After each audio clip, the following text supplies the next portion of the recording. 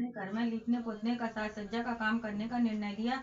अपने घर को लीपने के लिए वो मिट्टी लेने वन में पहुंची। वन में उस महिला की दृष्टि मिट्टी के एक टीले पर पड़ी। वह कुदाल लेकर उस टीले से मिट्टी निकालने लगी। वह कुदाल की सहायता से मिट्टी निकाल ही रही थी कि अचानक उसकी नजर कुदाल पर लगे खून पर गई।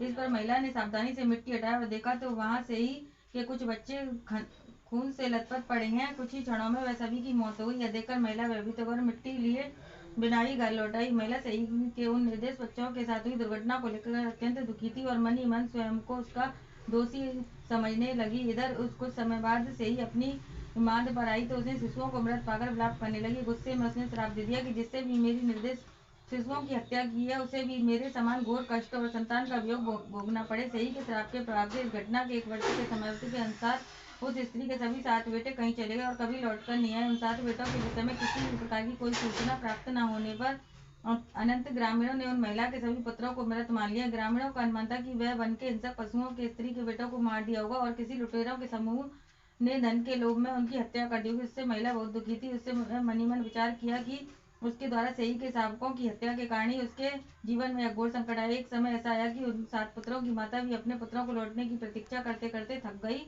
और आशा की कोई किरण न दिखाई देने के कारण उसने अपनी जीवन लीला समाप्त करने का विचार किया। वह नदी की ओर जा रही थी कि मार्ग में उसकी भेंट गांव की एक अन्य वृद्ध महिला से हुई। वृद्धा ने महिला से इस प्रकार रोने का कारण पूछा तो महिला ने उसे अपनी पीड़ा बताई और संपूर्ण घटना का विस्तार से वर्णन किया और भूलवश सही के शावकों की हत्या के पाप के विषय में भी वृद्धा को बताया। इस पर वृद्धा ने कहा महिला को सुझाव दिया कि अपने पाप के प्रायश्चित के रूप में उसे दीवार पर सही का चित्र बना वही भगवती माता की पूजा करनी चाहिए। वृद्धा ने कहा पुत्री यदि तू पूर्ण विधि विधान से देवी का व्रत पूजन करेगी, गाय की सेवा करेगी और स्वप्न में भी तेरा किसी का हित नहीं सोचेगी तो देवी माँ की कृपा से तेरी संतान तुझे अवश्य मिल जाएगी। देवी अहोई पार्वती का ही अवतार स्वरूप है।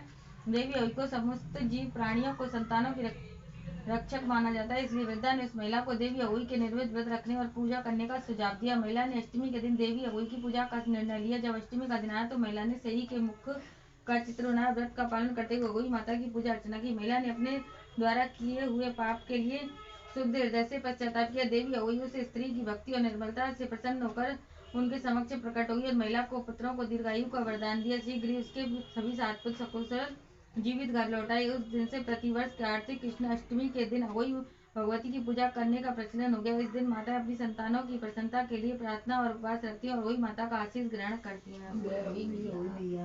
एक और निकाल दे।